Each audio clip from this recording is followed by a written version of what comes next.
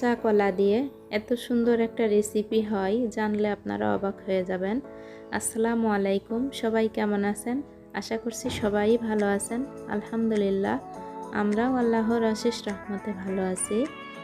আমাদের এই ভিডিওটি দেশ এবং দেশের বাইরে যে যেখান থেকে দেখছেন সবাইকে অসংখ্য ধন্যবাদ আমাদের ভিডিওটা দেখার জন্য।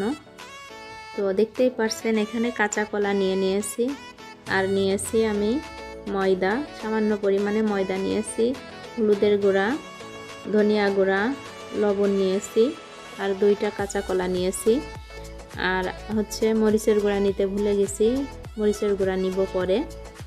তো এই কাঁচা কলা 2টা আমি সুন্দর করে ধুয়ে নিব, ধুয়ে একটা গ্রেটার দিয়ে গ্রেট করে নিব।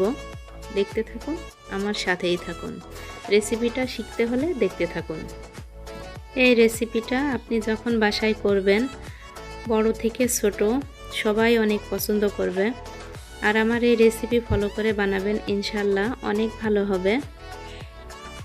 দেখছেন আমি কলা দুটো ভালোভাবে ধুয়ে নিচ্ছি আর ছুলে নিব পরে। ধোয়ার পরে ছুলে নিতে হবে। কলা ছুলার আগেই ধুতে হবে, ছুলে ধোয়া যাবে না, তাহলে কিন্তু রেসিপিটা সুন্দর হবে না।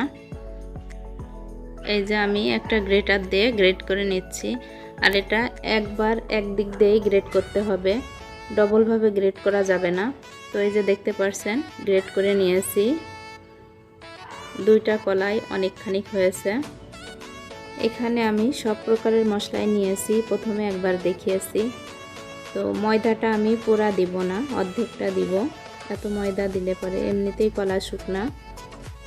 তো ময়দা আপনাদের পরিমাণ বা আন্দাজ অনুযায়ী দিবেন, যতটুকু লাগবে ঠিক ততটুকুই দিতে হবে। কমও দেওয়া যাবে না, আবার বেশিও দেওয়া যাবে না, আন্দাজ অনুযায়ী দিবেন। এই যে এরকম শুকনো শুকনো হবে,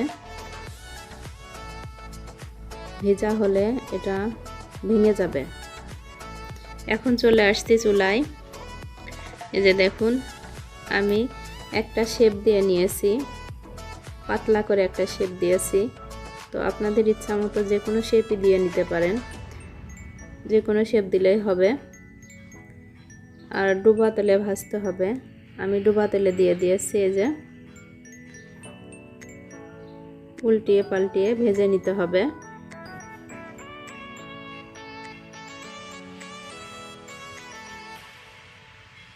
তো এই যে দেখছেন লাল হয়ে গেছে, ভাজা হয়ে গেছে।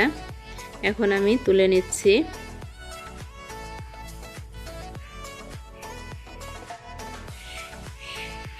তেলটা ঝরিয়ে তুলে নিতে হবে।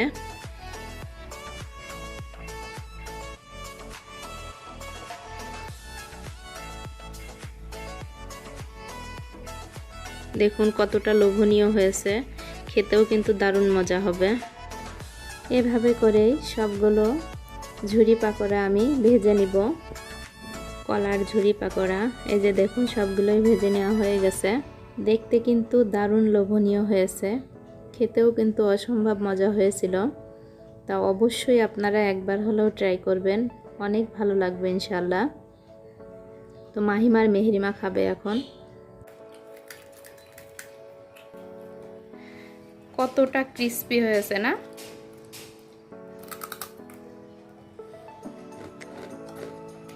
টেস্টি কেমন মাহিম? মেহরিমা, কিন্তু এটা খেলে বারবার পানির পিপাসা লাগে। পানির পিপাসা লাগবে নাকি? তুমি কি আগে খেয়েছো? না। তাহলে বুঝলে কিভাবে? এটা তো খেয়ে মনে হচ্ছে। না বাবা, পানির পিপাসা লাগবে না, এটা হেলদি একটা খাবার না। কাঁচা কলা দিয়ে বানানো, এটা অনেক হেলদি। মেহরিমা, তোমার কাছে কেমন লাগতেছে? মজা?